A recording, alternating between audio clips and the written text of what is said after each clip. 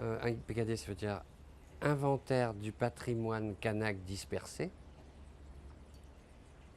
Reprenant l'idée de l'objet ambassadeur en quelque sorte, Jean-Marie Tjibaou m'avait demandé et son équipe de commencer à faire le tour des musées en France et en Europe.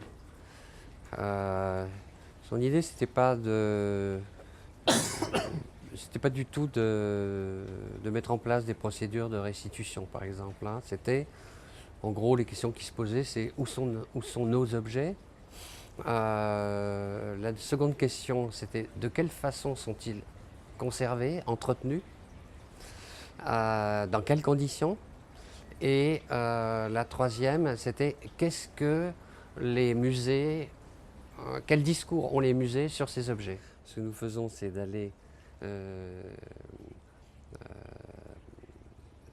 visiter les collections, qu'elles soient exposées ou non, dans la plupart des musées que nous sélectionnons. Alors IPKD consiste à ce que nous nous déplacions dans chacun de ces musées et nous faisons un inventaire non pas exhaustif, ce qui serait un travail de bénédictin de plusieurs siècles, mais on utilise le terme de raisonner dans la mesure où, par rapport à l'expérience que nous avons de ces collections et de ces objets, de leur histoire, de leur forme, etc., selon les différents critères qu'on peut retenir, on fait un choix à l'intérieur de cette collection d'objets qui nous paraissent plus particulièrement intéressants.